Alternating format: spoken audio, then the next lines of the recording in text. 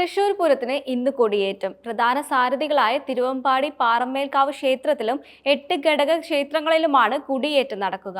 പൂരത്തെ പൂർണ്ണമാക്കുന്ന ഘടക ക്ഷേത്രങ്ങളിലും രാവിലെ മുതൽ പൂരക്കൊടികൾ ഉയരും. പല ക്ഷേത്രങ്ങളിലും രാത്രിയിലാണ് കൊടിയേറ്റം. പൂരവിളംബരവുമായി മെയ് 5-ന് രാവിലെ 9-ന് കൊമ്പൻ എറണാകുളം ശിവകുമാർ തെക്കേ ഗോപുരം നട തുറക്കും. 6-നാണ് പൂരങ്ങളുടെ പൂരമായ തൃശൂർ പൂരം. 7-ന് ഉപചാരം ചൊല്ലി പിരിയും. ലാലു കാർത്തിയായനി ക്ഷേത്രത്തിലാണ് ആദ്യം കൊടിയേറ്റം നടക്കുക. രാവിലെ മുതൽ പാറമേക്കാവ് ക്ഷേത്രത്തിലെ ചടങ്ങുകൾ ആരംഭിക്കും.